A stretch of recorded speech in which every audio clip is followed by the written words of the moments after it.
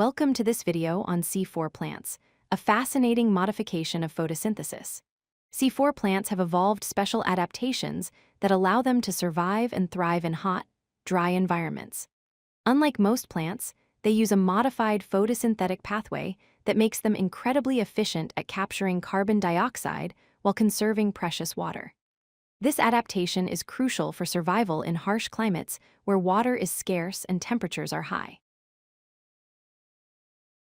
Plants face a major challenge in hot, dry environments. To perform photosynthesis, they need to take in carbon dioxide through tiny pores called stomata. However, when these stomata open to let carbon dioxide in, water vapor escapes through the same openings. This creates a difficult trade-off. Plants need carbon dioxide for photosynthesis, but opening their stomata causes them to lose water through evaporation.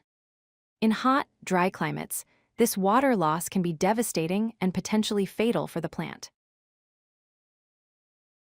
To understand C4 plants, we need to compare them with C3 plants. C3 plants use the standard photosynthesis pathway that most plants on Earth follow. This is the basic method where carbon dioxide is fixed directly into a 3-carbon compound. C4 plants, on the other hand, have evolved a modified pathway with special adaptations that make them much more efficient in challenging environmental conditions. This modification gives them a significant advantage over C3 plants in hot, dry climates. The secret to C4 photosynthesis lies in a unique leaf structure called Kranz Anatomy. The word Kranz means wreath in German, referring to the wreath-like arrangement of cells around the leaf veins. This special anatomical structure separates the process of carbon fixation into 2 distinct cell types, each with its own specific role. This separation is the key innovation that allows C4 plants to be so efficient. The Kranz anatomy creates specialized compartments within the leaf, where different steps of photosynthesis occur. In Kranz anatomy, there are 2 specialized cell types working together. The outer layer consists of mesophyll cells, which are the first to capture carbon dioxide. These cells use a special enzyme called PEP carboxylase to initially fix carbon dioxide.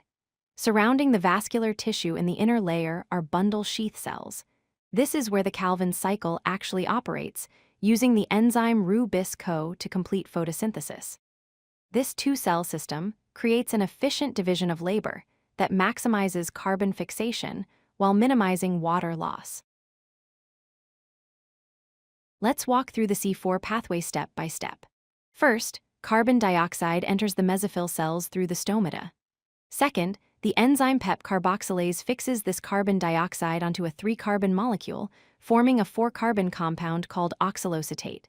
This is why it's called the C4 pathway, because of this 4-carbon compound.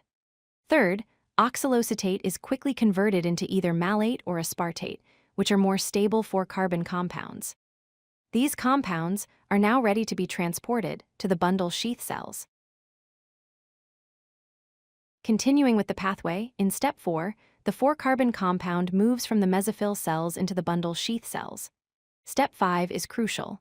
Inside the bundle sheath cells, carbon dioxide is released from the 4-carbon compound. This creates a high concentration of carbon dioxide in these cells.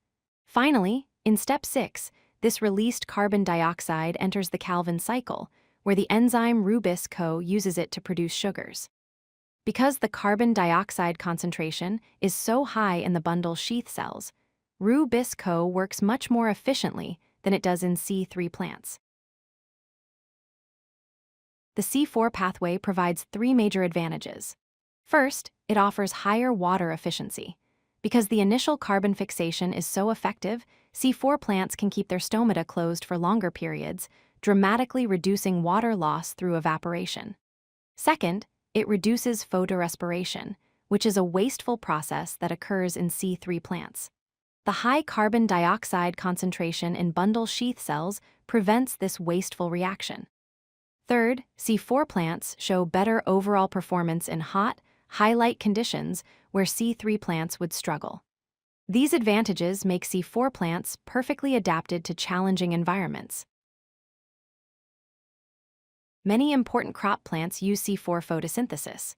Corn, also called maize, is one of the most economically important C4 crops worldwide. Sugarcane is another major C4 crop that's extremely productive in tropical climates. Sorghum is a drought-resistant grain crop. Amaranth is both a grain and vegetable crop. Crabgrass, though often considered a weed, is a successful C4 plant, and millet is an important cereal crop in dry regions. These plants feed millions of people and demonstrate how successful the C4 adaptation has been in nature. To summarize, C4 photosynthesis is a remarkable evolutionary adaptation that showcases nature's ingenuity. Through the development of specialized leaf anatomy and a modified biochemical pathway, C4 plants have found a solution to one of the biggest challenges plants face: how to perform photosynthesis efficiently while conserving water in hot, dry environments. By maximizing carbon fixation efficiency and minimizing water loss, C4 plants can thrive where other plants would fail. This adaptation has allowed them to colonize some of Earth's most challenging habitats and become some of our most important food crops. If you like this video, hit that like button and don't forget to subscribe. Visit codelucky.com for more such useful content.